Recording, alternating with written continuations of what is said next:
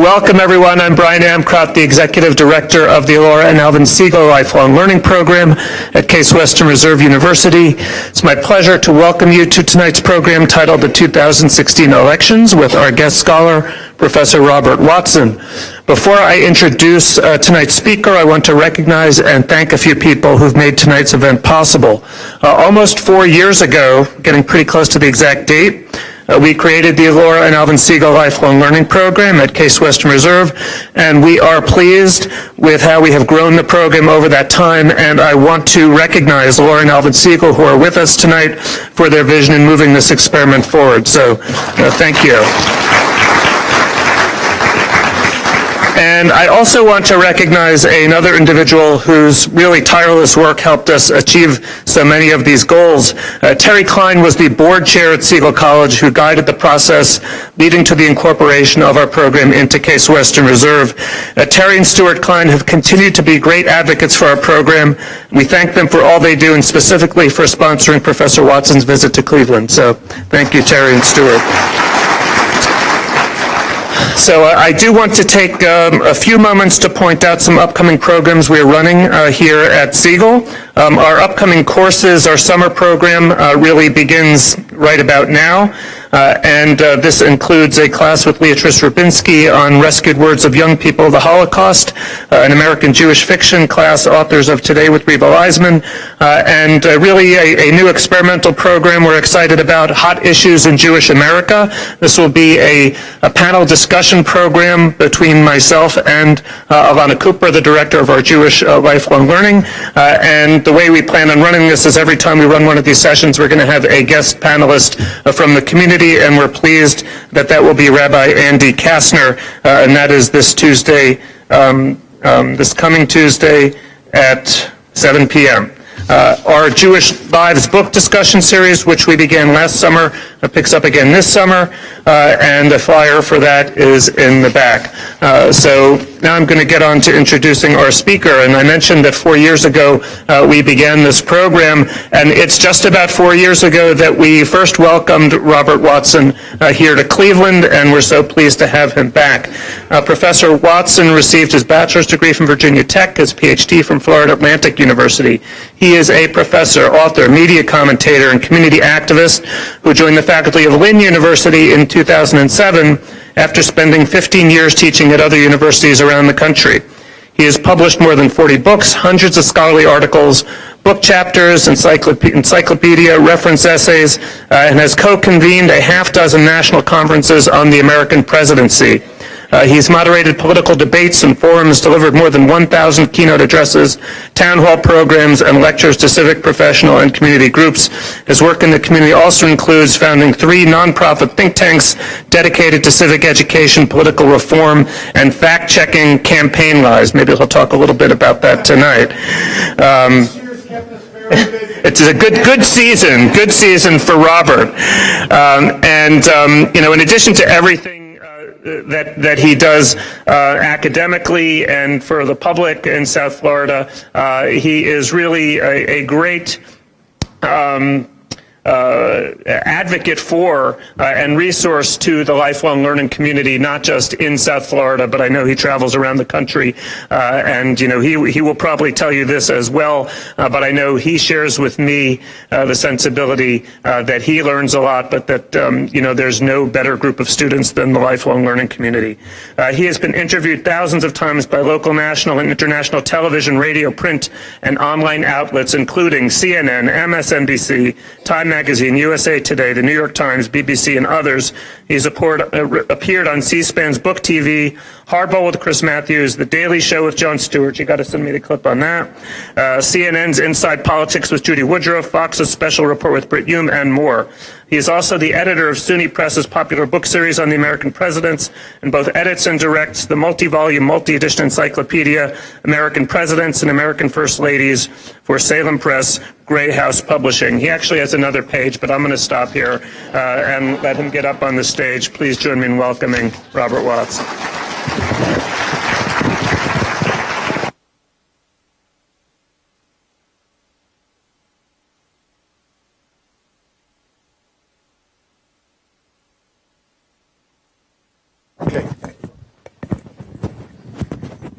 Okay, can everyone hear me all right? Is this on okay? What about in the back of the room? Okay, good. Brian, thank you. It's good to see Brian again. He's a great host. Mr. and Mrs. Seagal, thank you again for the opportunity. The Seagals used to come to my lectures in Florida for years. Everyone at CASE, at the Seagal program here, thank you for all that you've done and for having me back. And I'm happy to also say I know half the audience. Wow, how about that, Brian? Have you ever had a guest who knows as many people as you do in the audience? So Cleveland, it's good to be here. And by the way, I'm not just saying this, you can ask my family. This year I've been pulling for the Cavs. I have. I followed all the games, been pulling. If Love has a good series, this series and next series, they're going to win it. I think that's the key. LeBron will get his points. Kyrie will get his points. Love has to have 2 good series. But so I'm rooting for the Cavs. All right. So tomorrow we have a program at noon. I'm going to talk about a brand new book of mine that just came out, which is over there. So if you don't know, we'll have another program at noon tomorrow. Just to give you a quick overview, in the final moments of the Holocaust and World War II, there occurred an unimaginable tragedy when thousands and thousands and thousands of folks from the concentration camps were killed, and the Allies and the British government were so shocked, so appalled that they sealed the records. The records were sealed, to be sealed until the year 2045, making it a 100-year secret. Happily, the records have been declassified, and it allows me to tell the story of one of the horrific unknown tragedies of the war and the Holocaust, maybe the last tragedy of World War II. So that's what we'll talk about tomorrow, okay? My topic tonight is, I don't know if anyone knows, but there's a presidential campaign. Anybody? Okay, 2, 3, all right. So I'm supposed to make some sense out of this. And I also am going to talk a little bit about Hillary and Trump's positions on issues related to Israel, so we'll end up with that. Let me just start by saying this is one for the history books, and you all know that. We have had some crazy elections in American history. One of my books is about this. There have been some absolute jaw-dropping moments in campaign history. In the year 1800, for instance, we had a fascinating race. It was Thomas Jefferson against John Adams. Talk about a clash of the titans. Quality candidates like today. It was an important election because it was the first election without George Washington at the helm. He had died on December 14, 1799, just right before the election. It was the first campaign with political parties. Jefferson and Adams had been very close friends. Jefferson had been Adams's vice president, but when Jefferson challenged Adams, that ended the friendship for years. So a fascinating race. As it turns out, Jefferson beats Adams, but Jefferson and his vice president tied. His vice presidential nominee was Aaron Burr, one of the most bizarre characters in political history. It was a 73-73 tie in the Electoral College. So they had to have, not where I'm from in South Florida, a recount, but they had a revote.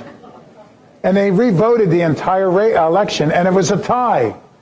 So they had another revote, and it was a tie. And another, and another, and another, and a tie, and a tie. Get this.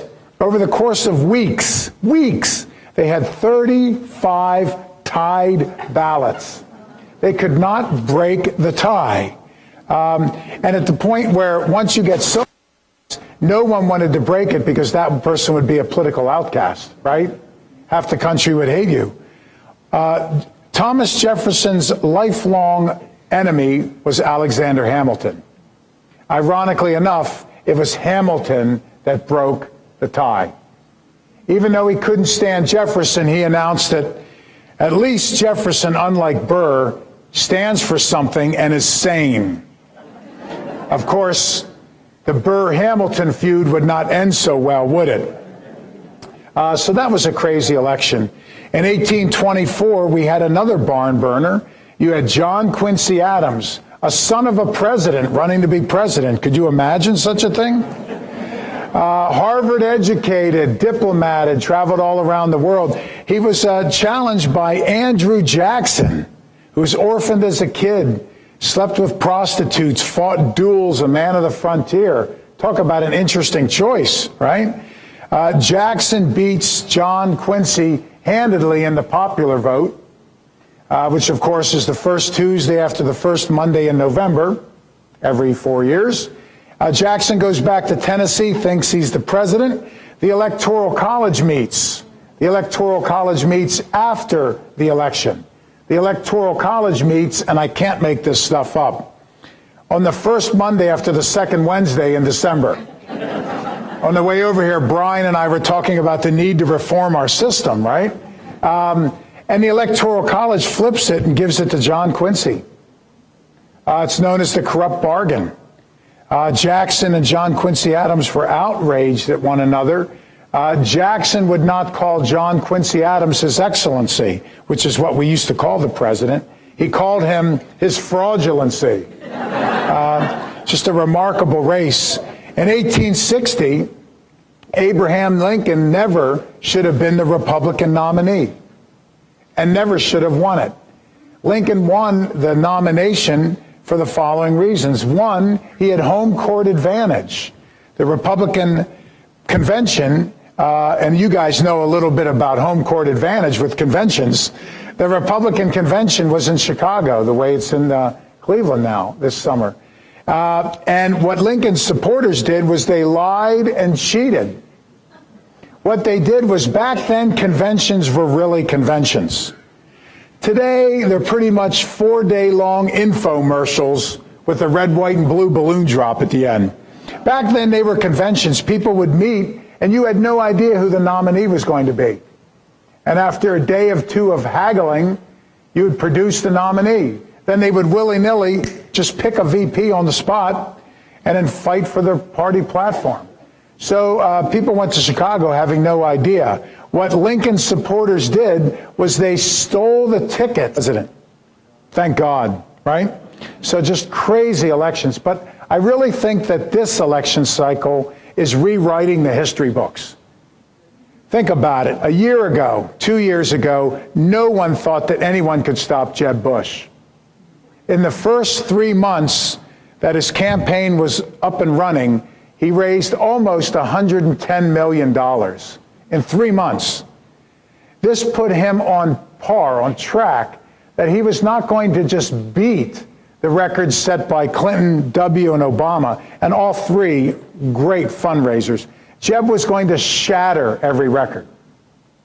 Jeb already had a campaign organization up and running in all 50 states. His brother put it together. His father put it together. His grandfather, Prescott, put it together. My line was always, a Bush could raise $1 billion to run for president just on their holiday card mailing list, right? Who would have thunk it that Jeb wouldn't have emerged? You had 17 Republicans running in one of the crowdest and arguably the craziest field of candidates in history. Ben Carson, right? Rick Perry, who didn't know why he was running. Okay, Rick Santorum, who said the Earth is 4,000 years old. He doesn't believe in evolution, and just a crazy field. Everyone thought Jeb or your homegrown Mr. Kasich would stand out and would easily be the president and vice presidential pick. And a Jeb Kasich ticket would have been a very good ticket for the Republican Party, because we all know, number one, the way to win a presidential campaign is to be a moderate, at least up until now.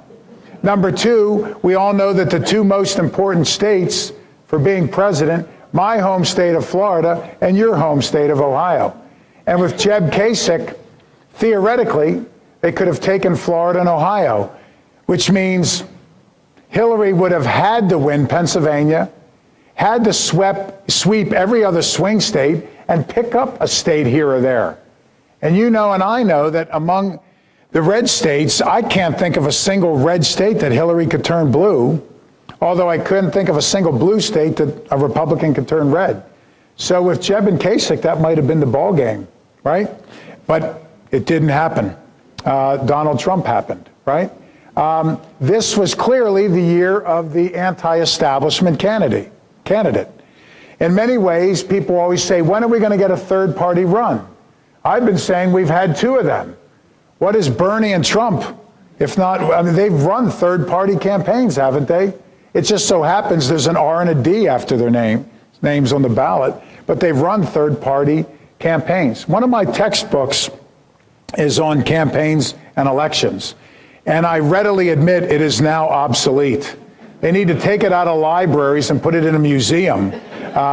My line with all my friends and colleagues around the country that write books on politics and the presidency is we need a new edition. You know, for example, everything we said, you've got to run to the middle. No, you don't. You've got to seek political party support. No, you don't. Not anymore, right? You've got to raise a lot of money in the conventional way. No. You've got to run 30-second ads. No. Everything we've said is now thrown out the window. You know, we said that if you say something racist, you've got to do immediate damage control, and it may not allow you to recover. Well, guess what? You can say something racist every day, and it doesn't matter. If you say something sexist, then something homophobic, then something crazy. And then if you say you could shoot someone in broad daylight, your numbers go up. So this year is unlike any other year in history. Let me give you an example. You all watch the Sunday morning news shows, Meet the Press, whatever. The Sunday morning news shows all have an exclusivity clause. That is this: if Hillary or if Jeb is on one of the Sunday morning shows, CBS, they can't then run across the street and tape ABC. If they're going to give you this prime slot for several minutes on CBS, you've got to just do CBS that Sunday. And you have to sign the exclusivity. You can't run and do Fox and an ABC and then. I'm the analyst for our NBC station in South Florida, and I do a Sunday morning show. We've done it for years. And even us, a little old affiliate in South Florida, we have an exclusivity clause. I have an exclusivity agreement. I can't do local ABC and CBS in Florida. And if we have someone on a state senator or our governor on our Sunday morning show, they cannot go on CBS.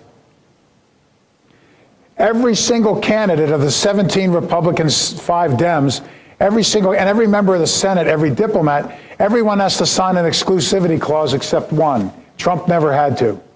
He's allowed to go on every one of the shows. Secondly, there's a non-compete clause in that if Hillary's on this Sunday, we can't have her next Sunday and the next Sunday. You have to have Bernie on, and then you have to have Kasich on, then you have to have Cruz on, then Rubio. You have to split it up. But Trump can go on every single Sunday. In fact, he can call in from his toilet, and they would interrupt prime programming and put him on. No one else can. If Hillary or Bernie or Jeb or Kasich called in, they would say, hell no, you can't go on. And if they were on this Sunday, none of them would be allowed on next Sunday, but Trump's allowed on every week. Why? He has made the media too much money. Newspapers have been going out of business. As you know, today, probably over the last 12 years, we've lost a third of the newspapers in this country. And those that are still around, their numbers have plummeted. They can't find a way to make online profitable. They haven't been able to develop a profitability model.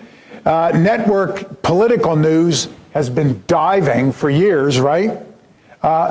Enter Donald Trump. Everything is up. Ratings are up. In the Sunday morning show I do in Florida, every time we focus on Trump, our numbers go up.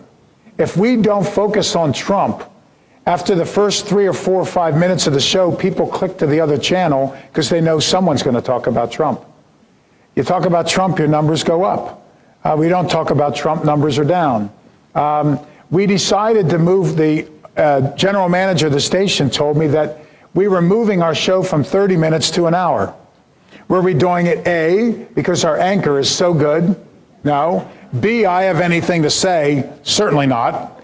C, the public is clamoring for more political news? No. D, because we might talk about Trump? Yes.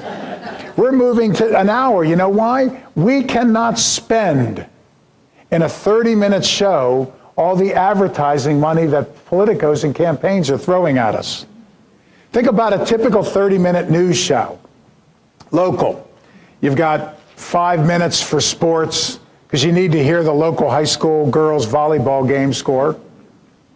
You got 4 or 5 minutes for weather because everybody's fixated on the weather, right? And I don't know why they give the weather in South Florida. I can save you it's going to be hot and it might rain for the next 50 years, right? The weather's always the same. It's hot and it might rain. And then we even do weather teasers every 4 minutes, don't we?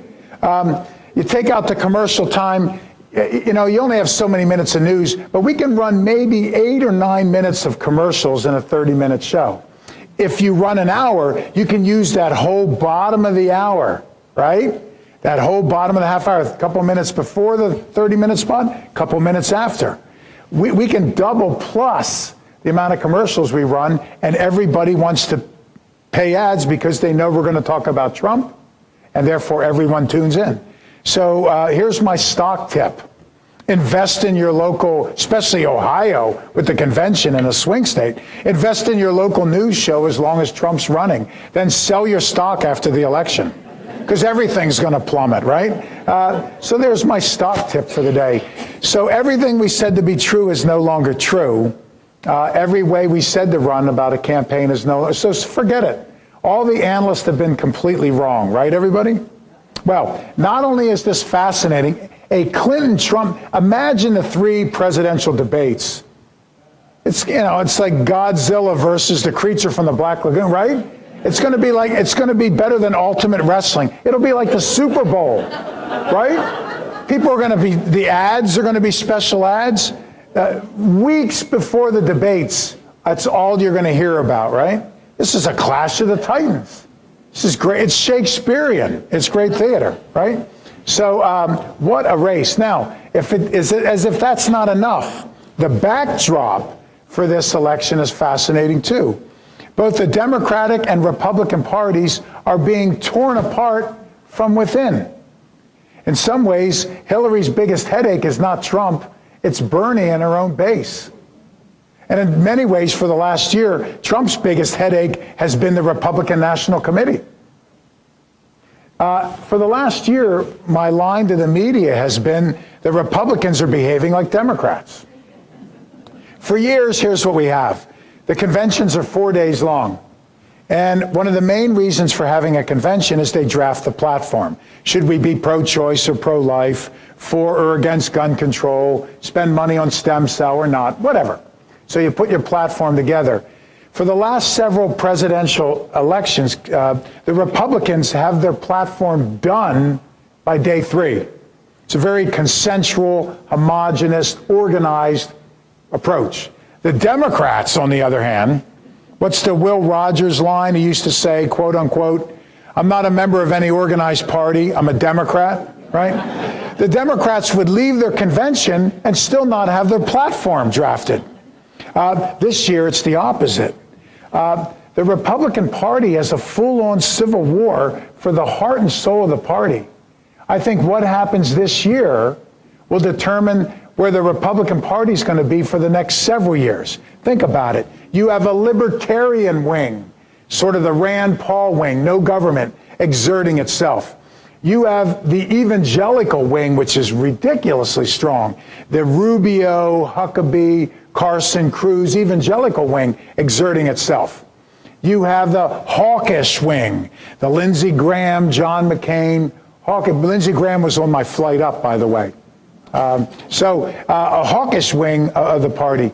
You have the corporate wing, which used to, Kasich, Jeb, which used to be the most powerful, but now it's the least powerful. And of course, the group within the party that has taken the party over is the Tea Party wing, Donald Trump. Now, can you imagine your convention in July with all these groups sitting around? It's going to be fascinating. People were saying that Cleveland was going to be the zombie apocalypse, right? It's going to be rioting, and I don't think there's going to be any rioting. I just think the fights on the floor are going to be fascinating, because I don't see the evangelicals giving any ground. I don't see the Tea Party giving any ground. I don't see the right? It's going to be really interesting. Moreover, Donald Trump's personal style is not one that lends itself to compromise and finding the 50-yard line. The other powerful Republican players are Rand Paul, Marco Rubio, Ted Cruz, all of whom are enormously unpopular. You all do know that Ted Cruz is the single most unpopular member of Congress in years. Every Republican in the Senate not only dislikes him, they loathe him, right? Something happened last fall that, don't worry, Democrats, you're going to get yours soon, so sit tight. Last fall, something happened that, as best as I could tell, has not happened since the Civil War, and that is this. The Senate is very collegial. Senators address themselves in such a formal, pleasant way. Senator Amkraut, the distinguished colleague who's as clean on the inside as he is on the outside, why he neither looks up to the rich nor down to the poor, why he is a gentleman and a friend. 10 minutes later, then you ask the question. So the Senate's been very collegial. To get along, go along. Last fall, Ted Cruz was booed off the stage by the Republicans.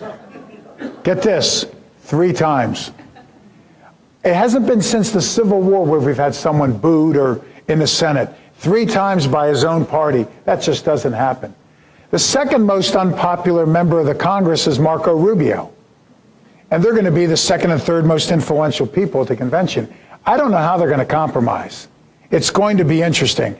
So everybody said there were going to be riots at the Republican convention. No, but it's going to be fascinating and dysfunctional. I figure I'll get at least 2 books out of this one, right?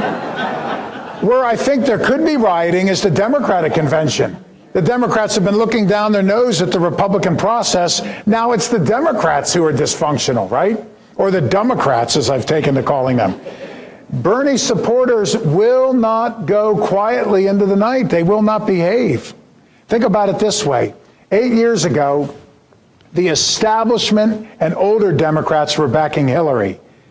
The young, new voters were backing Obama. Obama won. So the young voters came in and voted for him and helped him to win the presidency.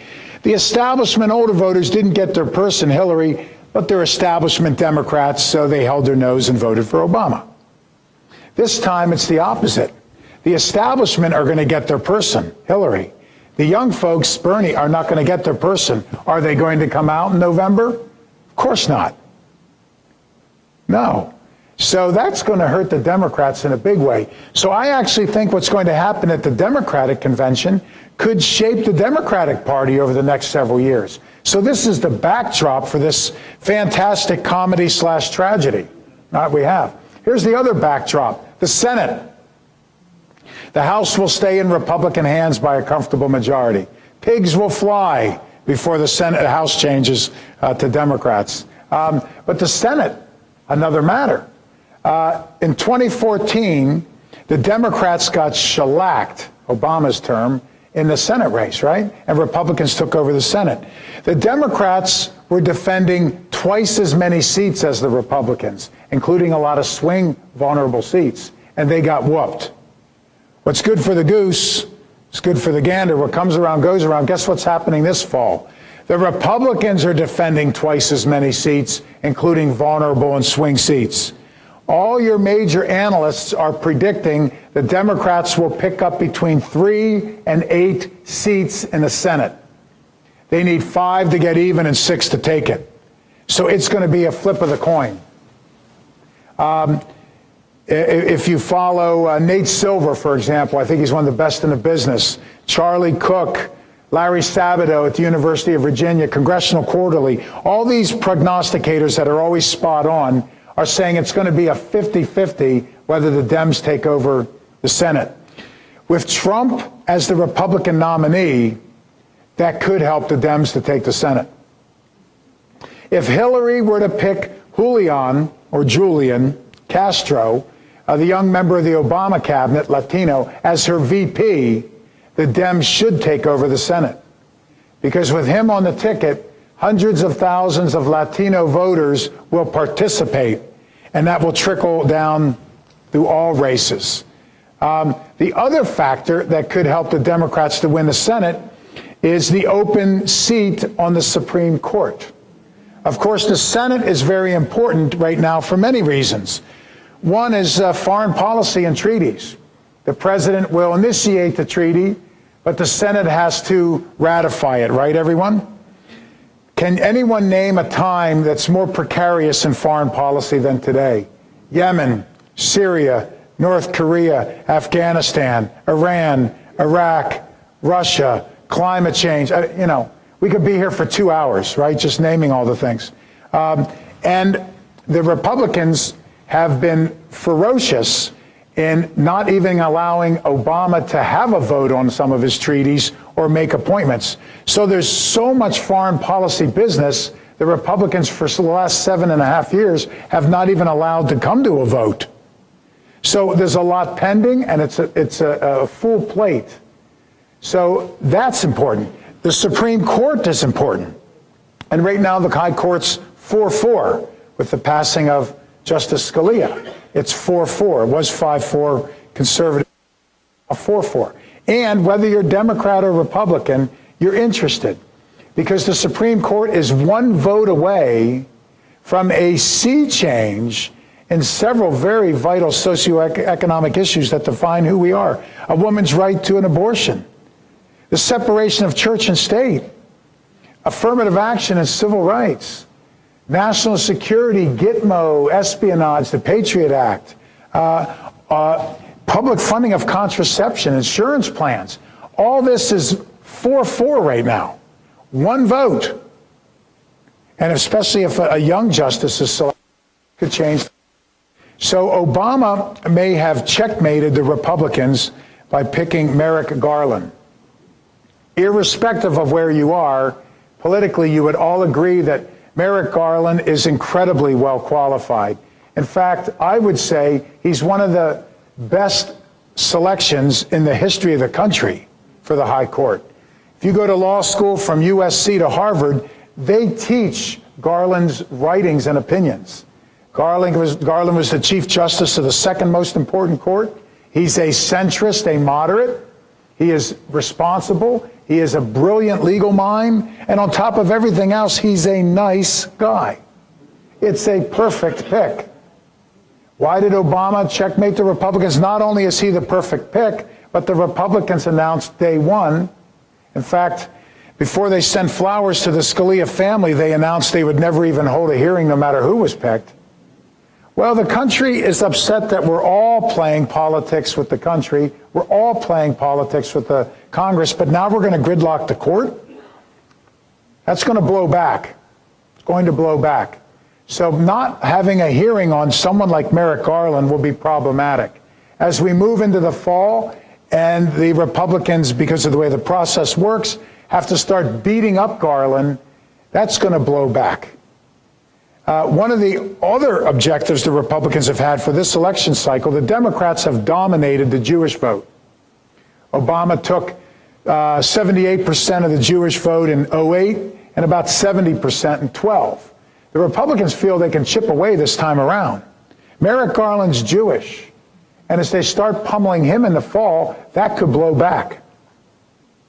By the way, the court is made up of Jews and Catholics. How about that? Not a single Episcopalian or Presbyterian. Who would have thunk it, right? The times they're a-changing, right? So what the Republicans may find is if Hillary wins the presidency and the Dems take over the Senate, now they're in a pickle because she can pick anyone she wants.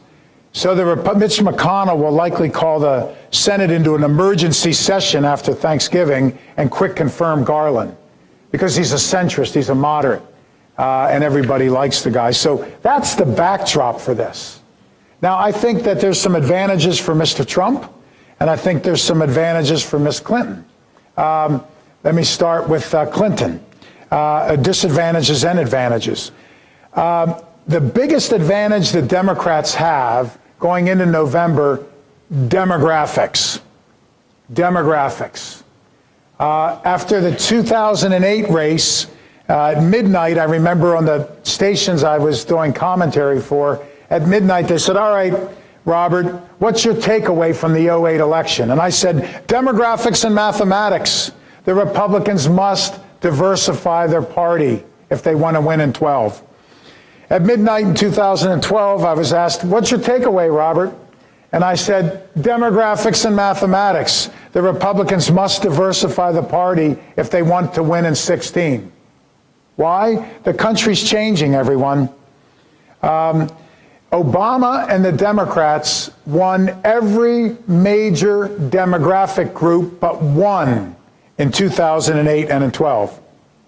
Get this. They not only won every major demographic group but one, they won all of them by double digits.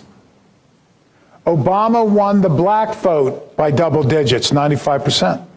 He won the Latino vote by double digits, 72%. He won the Asian vote by double digits, the Jewish vote by double digits, the gay vote by double digits, the youth vote by double digits, the labor vote by double digits, the environmental vote by double digits, et cetera, et cetera, et cetera. The only demographic the Republicans won comfortably, old white guys. Now I see three in the audience. Maybe four. I don't know. The light's in my eyes. I see a few old white guys out there.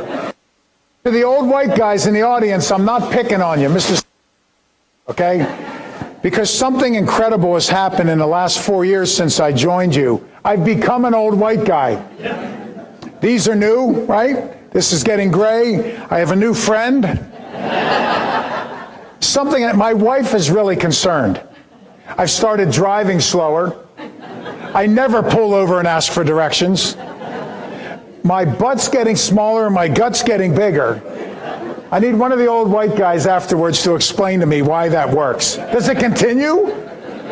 Okay? You know, there's less here and more here. Here. And you don't want to know where else, right? So I become an old white guy. Now here's the thing, old white guys. There's simply not enough old white guys outside of this audience in South Florida to win a nationwide election. The Republicans must diversify the vote. Agreed? Of course, it's a no-brainer. Now, the problem is this. Arguably, the two most important demographic groups to win in 2016. I would say the second most important demographic group, the Latino vote. Why? It is the fastest growing community in the country. The Latino vote is going gangbusters. The population's growing very fast. It's not if, but when Latinos will be a majority of the country down the road. Mathematically, it's an inevitability. Now, Republicans are getting shellacked in the Latino vote. It's much bigger today than it was in 12. And it's much bigger then than it was in 08. The Republicans need to do a good job in the Latino vote. Here's the problem. 3 observations. Observation number 1. You cannot oppose immigration reform and win the Latino vote. The Republicans have defeated immigration reform for the last 7 years under Obama. I'm just saying. Number 2, you cannot oppose the Dreamer Act and win the Latino vote. The Republicans have defeated the Dreamer for the last 7 years. This is if you're 2 years old from Guatemala and your mother or father brings you here. This is the only country you know the language, you're now in college. As long as you know the language, you're employed, in school, not run afoul of the law, we're not going to deport you. The Republicans have not only opposed but defeated for 7 years both of those. Here's the biggest problem. You cannot say racist things about Latinos and win the Latino vote.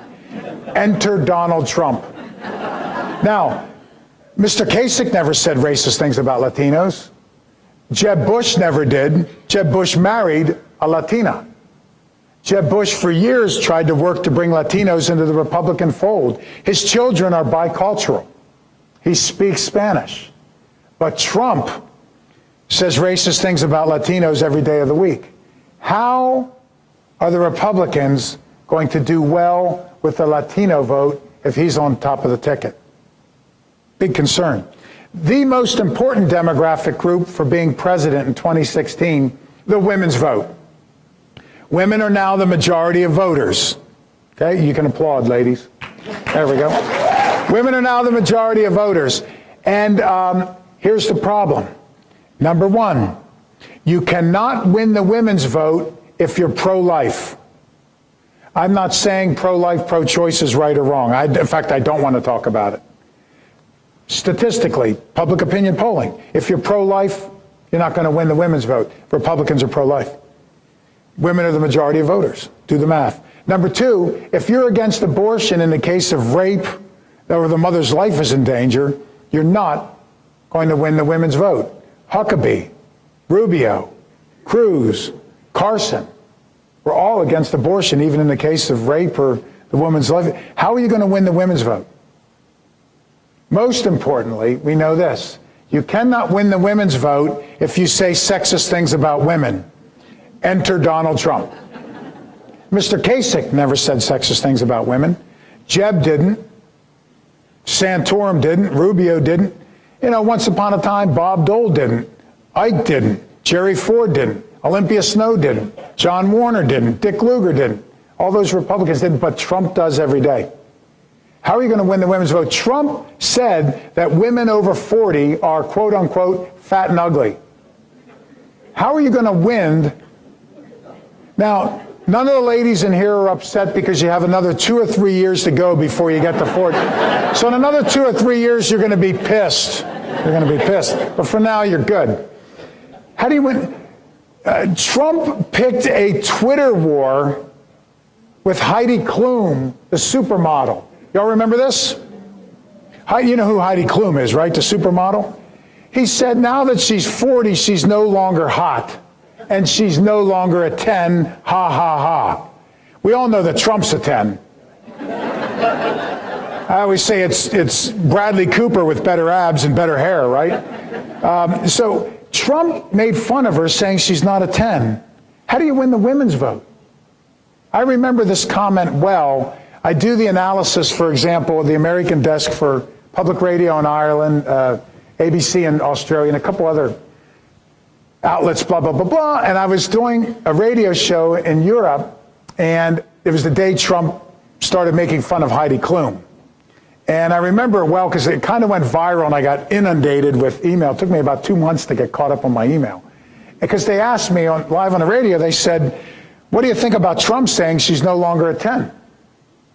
And they were, lobbing a softball to me. And I go, I agree with him. She's an 11. That was my comment. Okay. Psh, right?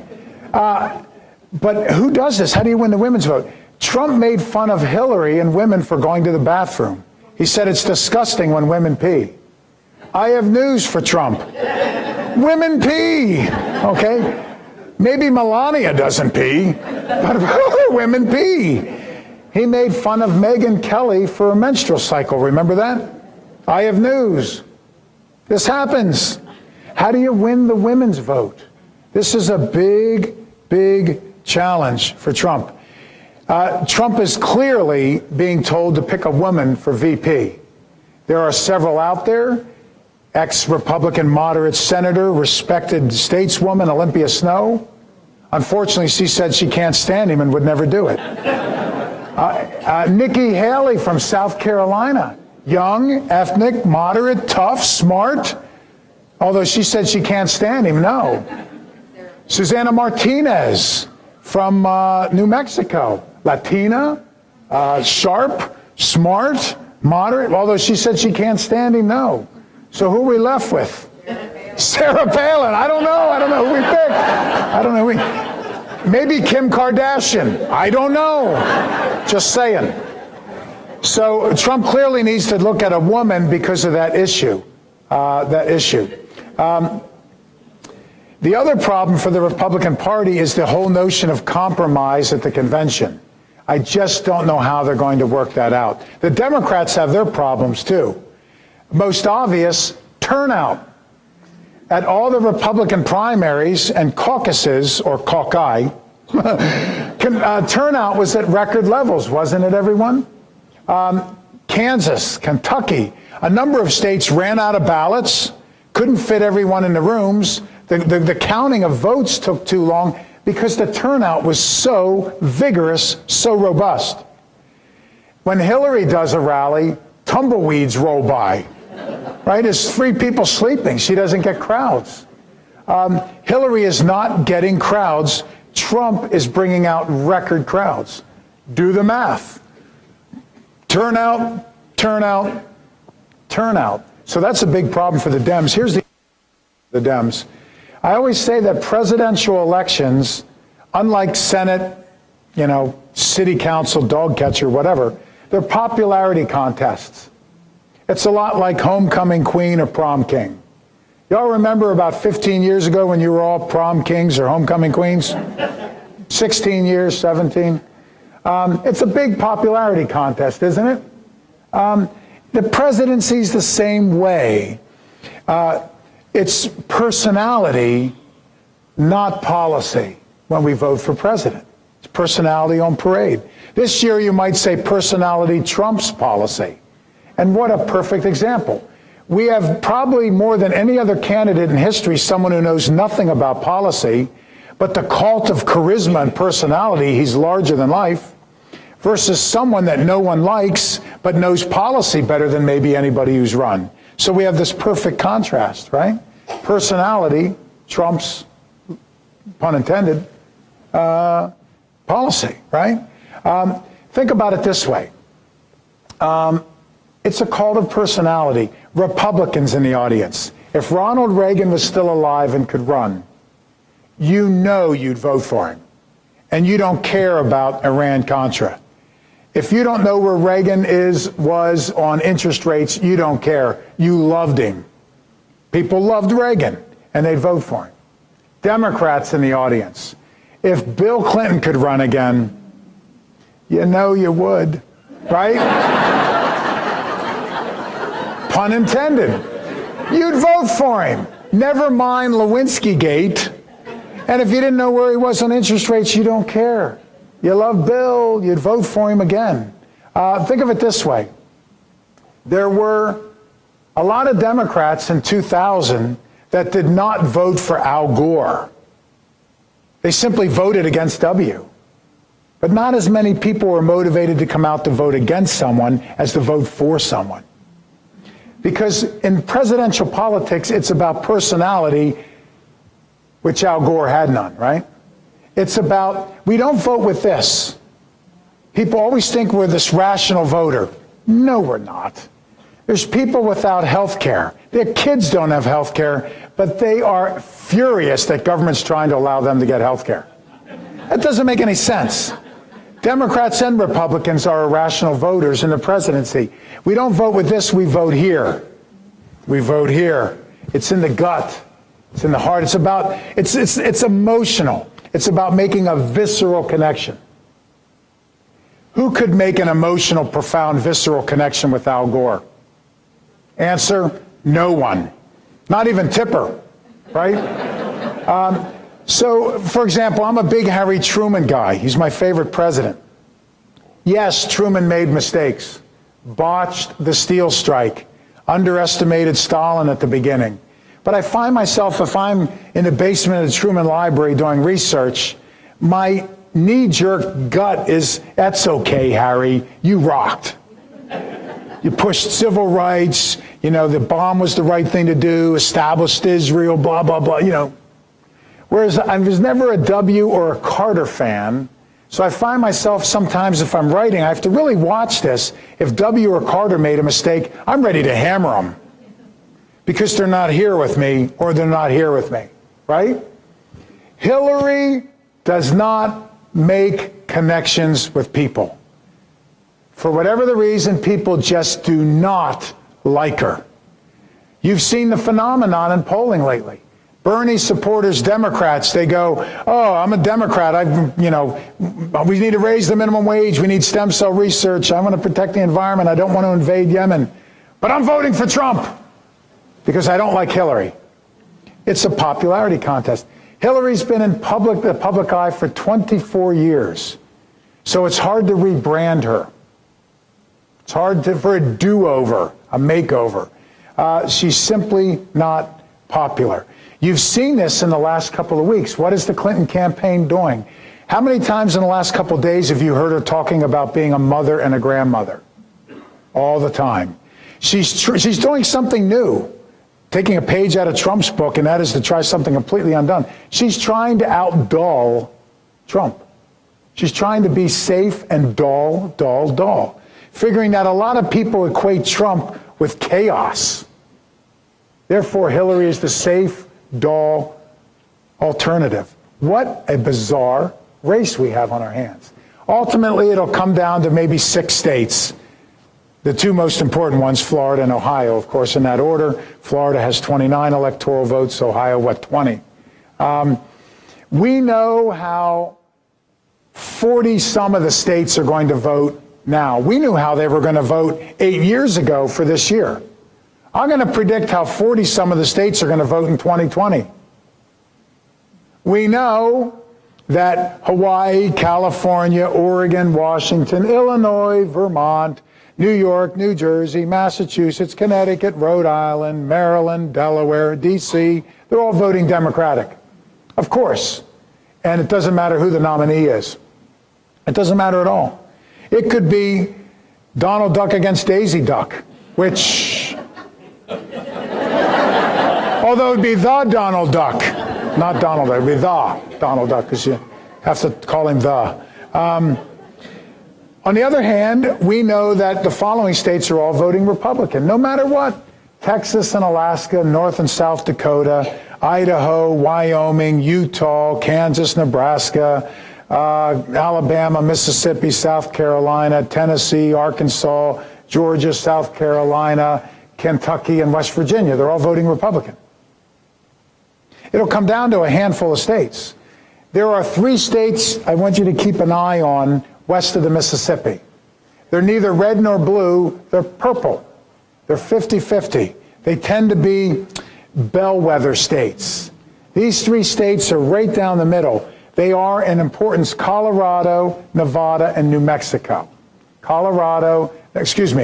Nevada, if you're from there, and New Mexico. Colorado has 9 votes, and Nevada and New Mexico have 5 each. So that's 19 votes. That's not a lot. But if this is 50-50, which I think it's going to be, that matters. Keep an eye on those 3 states. They're voting. Now, right now, most of the analysts are saying advantage Hillary. Why? Obama won Colorado, Nevada, and New Mexico in 08 and in 12. He swept them. He went 3 for 3 in both elections. So the Democrats are trending. Secondly, what's the Latino community doing in those 3 states? Growing like crazy. Advantage Hillary. The 3 big states that matter, of course, Florida, Ohio, and Pennsylvania, with 21, I believe, electoral votes. Those 3 big states, you add those up, it's 70 electoral votes. You know, you win those 3, the fat lady sings. Those 3, 70 votes. I always say every 4 years, if somebody wins Florida, Pennsylvania, and Ohio, it's over. Mathematically, you can win the other 3 states out west with 19, but it's over. You can swing maybe North Carolina or Virginia.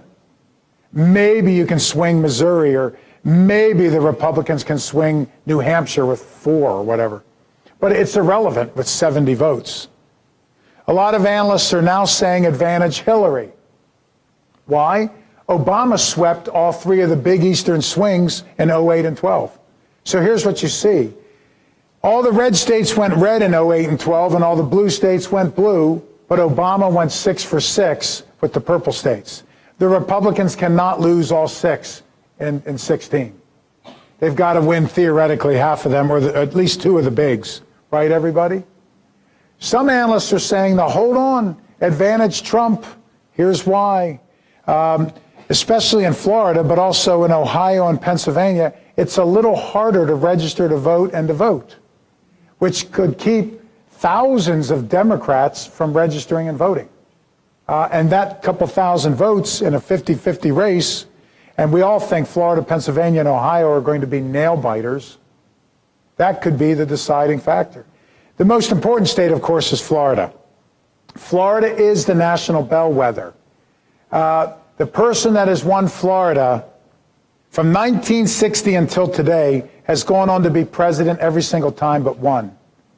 From 1924 until today, every single time but 2. And with 29 electoral votes, that's big. That's big. You'd have to win 3 mid-sized states to counter 1 Florida, or 6 small states, and that's not going to happen. Florida is also important for the following reason. Keep your eyes on Florida. This bodes well for both Trump and Hillary because they both won Florida big. So people are saying if it was Trump against Bernie, advantage Trump. If it's Hillary against someone else, advantage Hillary. But Florida has every major demographic group in big numbers. Florida has a large black population, a large Latino population, a large gay population, a large Jewish population, the largest veterans population in the country. We also, I'm not sure, but my guess is we have a large senior population. I'm not sure, but I'll get back to you on that one. So what you do is you look at those demographics in key swing states. For example, don't look at Idaho, anyone. It doesn't matter.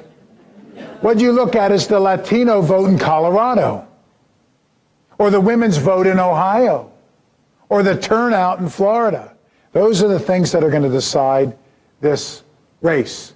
Let me end by talking about, Brian asked me to share where Trump and Hillary are on Israel. So I looked up quotes, records, and so forth, and here we go. I'll start with Hillary because that's easy to do because she was Secretary of State for 4 years and she spent 8 years in the Senate, so she has a voting record on Israel.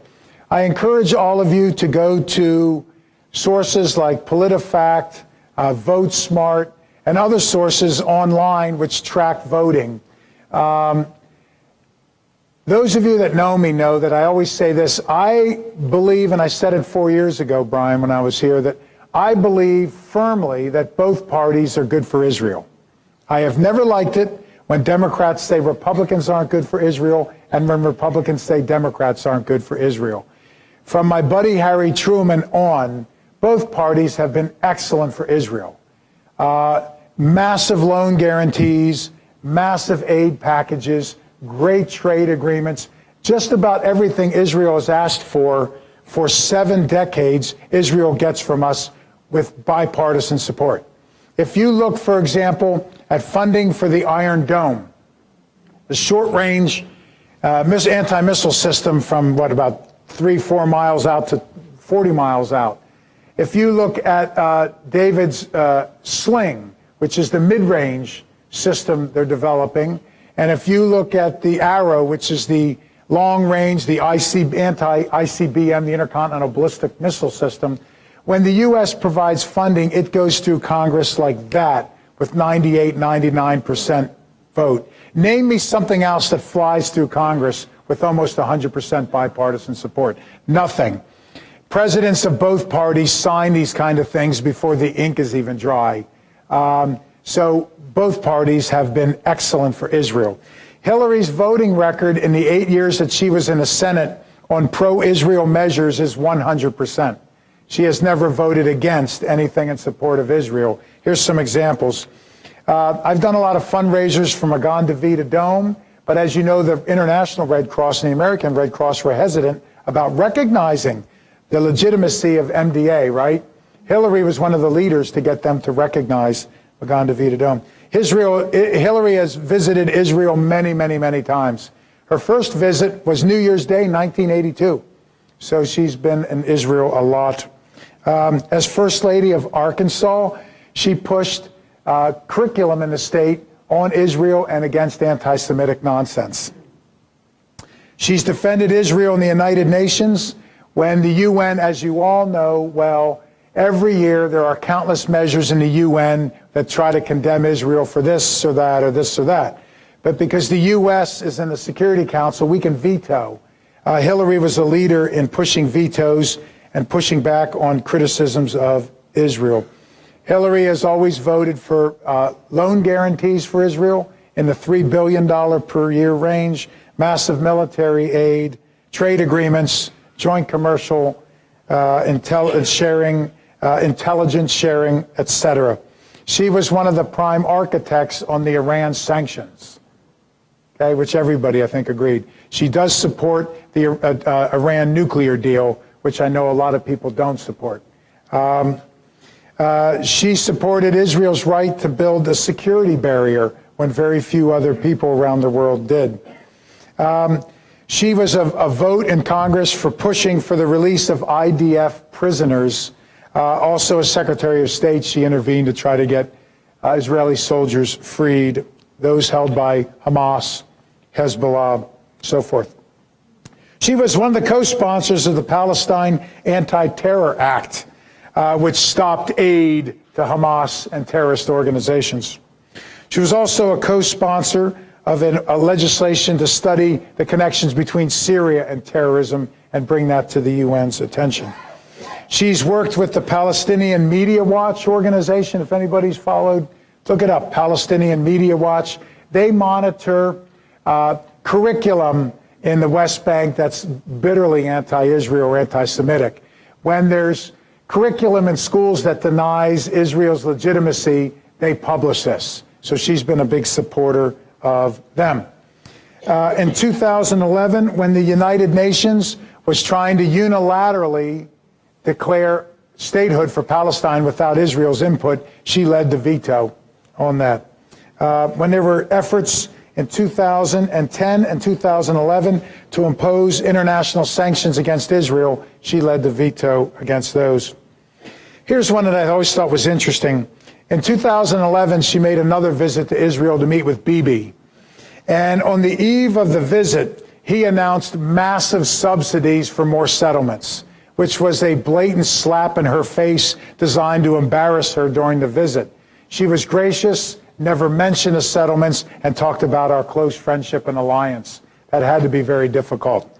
So despite him poking her in the eye, she stood solidly where we hope she is. She endorsed, do you remember Ariel Sharon's convergence plan, which talked about Israel keeping or having rights to some of the territories that Israel gained in the '67 war? She supported that. Do you remember the Goldstone report? That was very critical, of course, of Palestinians, but Israel as well, for human rights violations. But it held Israel to an impossibly high standard, but forgave the Palestinians of a rather low bar. Hillary was very critical of the Goldstone report, et cetera, et cetera, et cetera, et cetera. Trump, this is difficult. He's not been in public life, so we don't have a voting record. We have his comments. Now, Trump has had very positive comments about his support for Israel. Quote, unquote, Israel is our best friend. Quote, unquote, Israel should be the cornerstone of U.S. foreign policy in the Middle East. Quote, unquote, Israel is the only stable democracy in a region that is run by dictators, et cetera, et cetera, et cetera. Trump has repeatedly said that. He said one of the first things he would do as president is invite Bibi for a meeting. Trump taped a 30-second video endorsing Netanyahu during the last campaign. So his comments have been staunchly pro-Israel. However, when he's been asked to give specific examples of ways that he would support Israel, he's repeatedly said three things. My daughter married a Jew. I was once the Grand Marshal in a Jewish parade in New York, and I have Jewish attorneys. Now, that's all good, but I need specifics on two-state solutions, on dealing with ISIS and so forth and so on. Some people have applauded Trump for this. Personally, and I'm not trying to offend anyone, and I'm not speaking for Brian or anyone else, just myself, but Trump's Middle East advisor is Jason Greenblatt, who's an Orthodox real estate attorney. Now, I want someone with PhDs in Middle East studies as my Middle East advisor, not a real estate attorney. He is Jewish, but most people have a Middle East advisor who is Jewish. So I'm not so sure. Here's one concern. Trump has made some pretty insulting comments about John McCain being a POW. There's probably no issue that's more sensitive to Israelis who have lost soldiers to being prisoners of war than trying to get back prisoners of war, and someone who says he doesn't like people that are captured, he prefers those that aren't, and wouldn't negotiate for the release. That's controversial. Trump spoke to the Republican Jewish coalition, and he said something to them that you let me know where you are on it. He said, you all probably won't support me because I don't want your contributions. I think it plays into that stereotype of Jews are all rich who fund elections. I don't know. Personally, I thought that was troublesome. You decide. He was supposed to finally visit Israel on December 28th, but he had to cancel it because he made that comment that Muslims are not allowed in the U.S. 37 members of the Knesset and others were going to boycott it, so he probably wisely canceled his visit. Another potential concern is Trump's understanding of foreign policy. He mixed up the Cuds and the Kurds. The Kurdish Peshmerga are our allies in the region. The Cuds are a bad Iranian military unit, so that's not so good. When he was criticizing Obama's position on ISIS, he was asked what he would do about Baghdadi, and he didn't know who Baghdadi was. He's the head of ISIS. He said he would not have a problem if more nations got nuclear weapons. The single issue that keeps me up the most at night is a nuke in Iran. He was asked about the nuclear triad and deterrence theory, which were the cornerstone of American nuclear deterrence from the testing of the atomic bomb until today, and he had never heard of either one of them. He said we should get out of NATO. He said that he would be neutral when dealing with Israel on the Palestinian question. He said he would approach negotiations with Israel and Palestine with a clean slate. There is no clean slate. There is an undeniable, thousands of year long history that positions us squarely with Israel.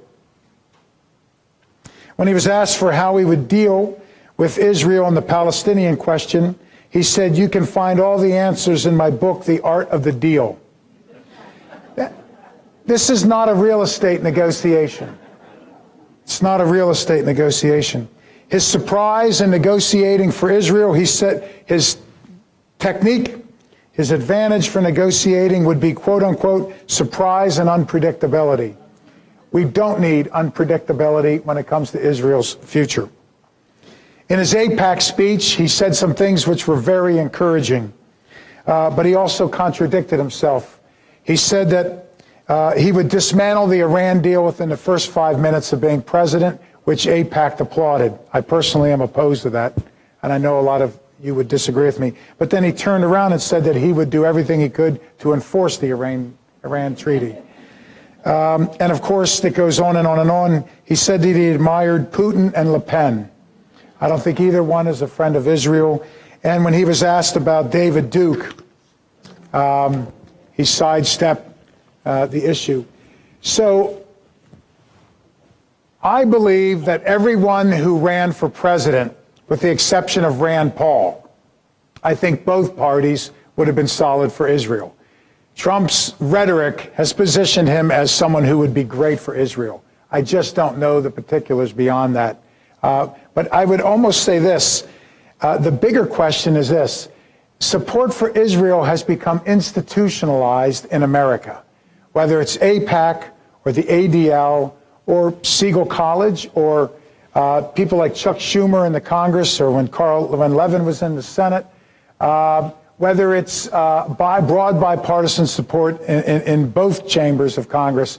Support for Israel is so strong that even if someone like Rand Paul or Dennis Kucinich was president, we would probably continue to fund the Iron Dome. Okay, everyone? Thank you.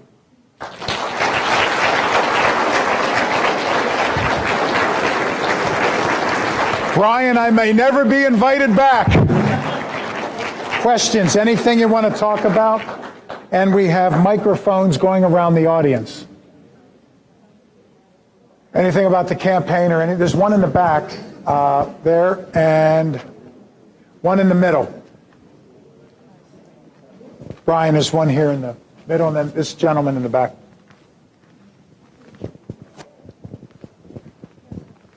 And if you can't hear it, I'll repeat the question. Thank you. I have a question for you about Mr. Trump. He's campaigning in his own inimitable style for the position in the Republican Party. Is he really going to campaign for the presidency, or is this just a game that he will win because he wins games? Did you all hear that? So I would say Trump's campaign has become the latest reality TV show. It really has all the tenets of it. Jeb's was not, Kasich was not. It was too dull, right? Too responsible. But Trump's campaign has really become, in many ways, a reality TV show, to the point where if it wasn't for the presidency, and I know some Trump supporters are going to be angry with me, but it's hard to take a lot of what he says seriously when it's that flippant. But I would say the same thing about Bernie. I think Bernie has been very irresponsible because neither man will compromise. Both men attack their opponents. Anyone that disagrees with them is wrong. My gosh, I would never say such a thing. I don't know. Our Constitution was built on the foundation of compromise, consensus, cooperation. Think about it. The genius of the framers was that to prevent someone from running off willy-nilly and governing with emotion, and she never governs wisely. We want to govern with prudence in a cautious manner. The framers pitted the president against the Congress, the House against the Senate, the courts against everyone, the feds against the states. The Constitution is an invitation to struggle. It creates conflict by design, on purpose, so that the only way to move forward is to use the building blocks of our democracy, the 3 C's, compromise, cooperation, and consensus, to move forward. When you have multiple members of Congress thumping their chest and pledging that they would never, ever, ever compromise, and that's a good thing, it worries me. It worries me when you have candidates on both sides of the aisle running for the highest office pledging that they would never compromise. George Washington compromised. Lincoln, Truman, they all did. Reagan. Reagan changed his mind on Reykjavik and nuclear detente. Thank God. So did Nixon. Thank God. They both saved the world, right? Lincoln flipped on his generals running the war, and he finally found one that would win. George Washington flip-flopped and compromised on his strategy for the revolution, and if he did not, we would all be drinking tea today. So it worries me. It also worries me that we should never take the low road to the highest office in the land. I'm a big Lincoln fan, and Lincoln always said that one of the main jobs of the president is to appeal to our better angels. We need to lift the country up. We need to lift them up. We always need to appeal to the better angels, not appeal to fear and anger, which I believe Trump and Bernie have both done, and so many other candidates of both political parties, which I think is problematic. Sir? Even though Bernie Sanders is not probably going to be a candidate for president, his presence on the election trail has been a major factor in the last several months. Absolutely. Would you please comment on his effect on the Democratic platform and his effect on Hillary Clinton pulling farther to the left? Good questions. I don't think Bernie ever thought he would get this far.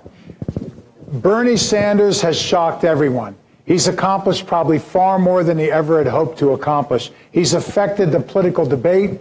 He's brought hundreds of thousands of people into the process. He's dominated media coverage. It's been extraordinary. He's been toe-to-toe, dollar for dollar, fundraising with a Clinton.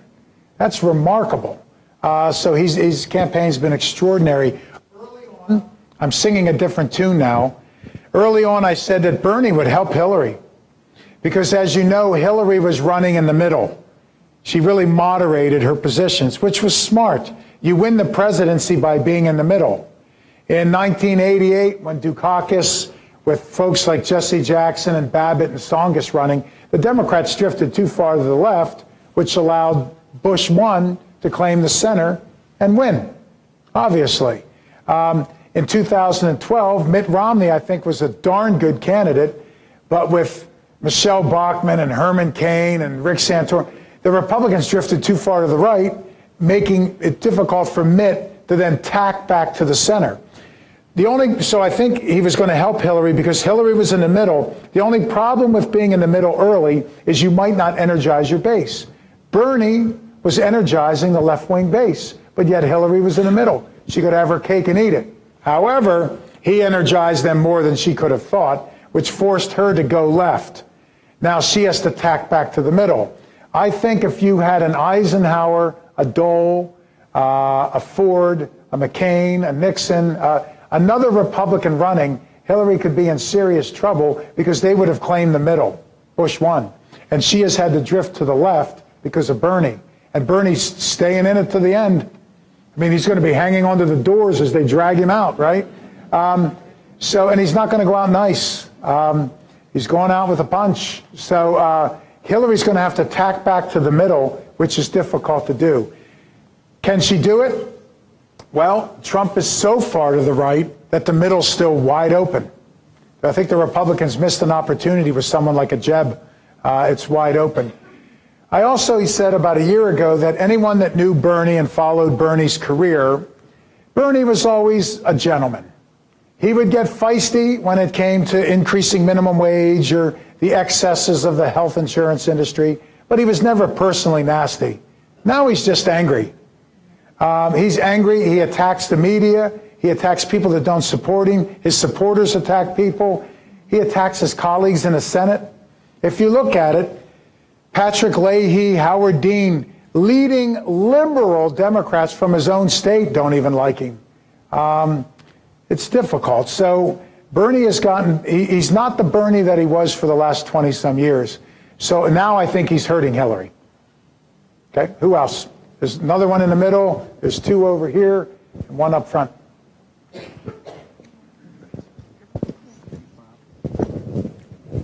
If there were a moderate Republican, like in the likes of, I'm sorry, if there were a moderate Republican like Clifford Case, Jacob Javits, couldn't they easily win the election if there were a moderate Republican?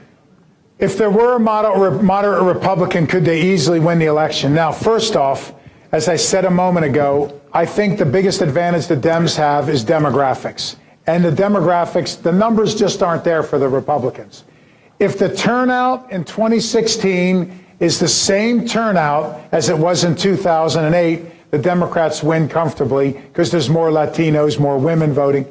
If the turnout is what it was in 2012, the Democrats win comfortably because the demographics are as they are.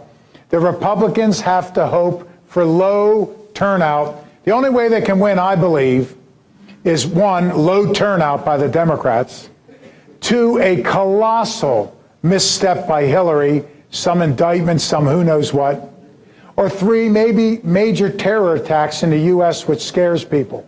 Now, if they had had a moderate Republican running all along, I think they could have potentially siphoned off some Latino votes, some women's vote.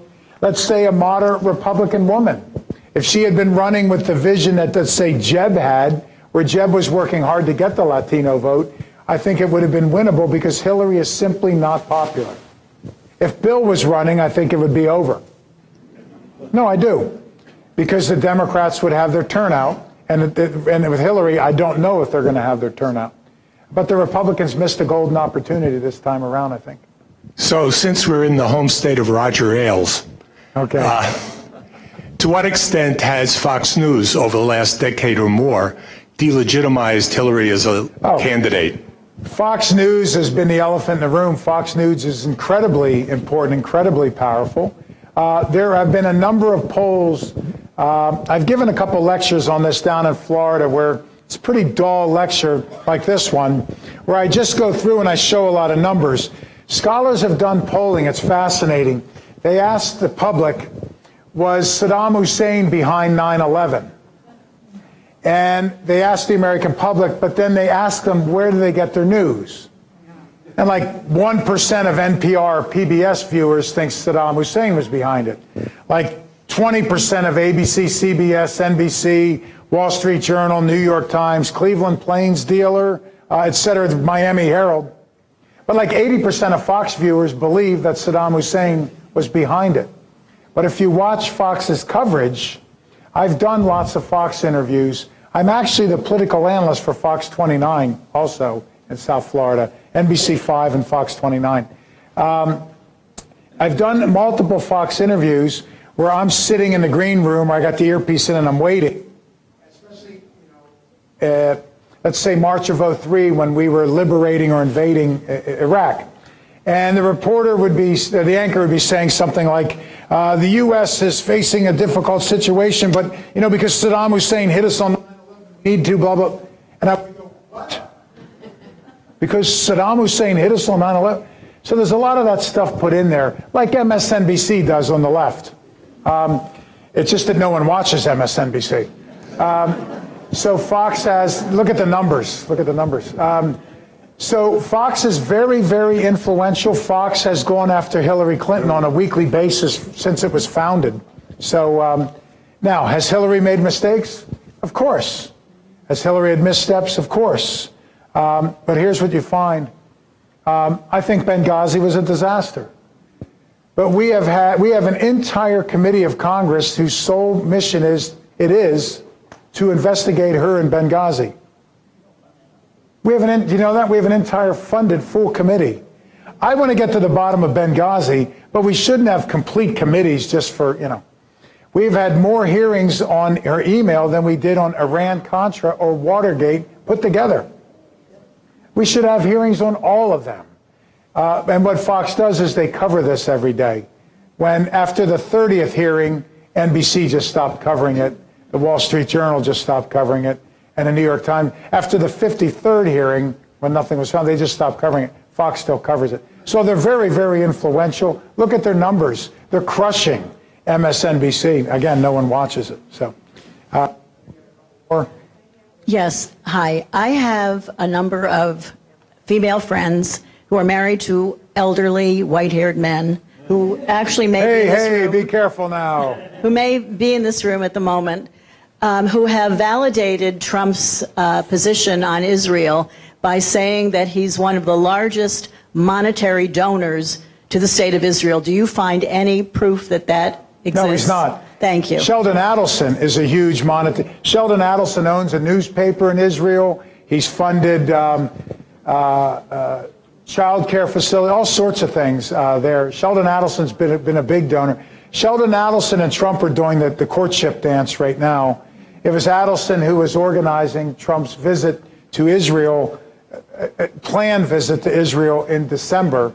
Sheldon Adelson organized Mitt Romney's visit to Israel back in 2012. So that's an important role. I do think candidates, I don't think you need to go to Israel. For example, Harry Truman never went to Israel, and his positions on Israel were the greatest of any president in history, probably forever. A lot of Republicans like Reagan and thought Reagan was great for Israel. Reagan never went to Israel. So I don't think it's an absolute must, but I do think it's important. So maybe that's where the link is. Adelson gives a lot, but Adelson was tied into that. So, but Trump's comments on Israel have been very muscular. I would stand, it's my number one priority. Yeah. Who else? There's one way in the back. Do you have any projections of who might be Hillary's vice presidential candidate? Yeah, or any advice? Projections. If the election were today, I think it would be a nail biter, but Hillary would win. If the Senate race was today, I think the Dems could take the Senate back by 1, maybe 2 seats. All that depends on Democrats. If turnout is normal, Hillary wins the presidency, Dems take back the Senate by 1 or 2 seats, if turnout is normal. Hillary's VP, there's a not so short list with Ohio politicians, with both Kane and Warner from Virginia are on it. Julian Castro is on top of everyone's list for her. He's young, he's handsome, he's smart, he has no scandals, he's kind of humble and all shucks. He's on, he seems to be made in one of those Disney animatron studios somewhere when we used to make great I don't know. So Julian Castro is atop the list. Other interesting picks, Elizabeth Warren is on the short list, because she would bring in the Bernie supporters, theoretically. The other question is, would all these folks want to be VP for either Hillary or Donald Trump? Castro gets along with the Clintons very well, so presumably he would say yes. And they've been courting one another for months now. So. All right. Thank you, Robert, so much for joining us and sharing with us. I apologize. Want to remind everyone that Robert is talking at a lunchtime talk tomorrow. His book is on sale in the front left if you're facing the front. Thank you all for joining us. Have a great night. Thank you. I appreciate it. I hope I didn't anger everybody. Not everybody. Okay, You're never going to anger everyone. Yeah, your son's not mad at me. I had one person that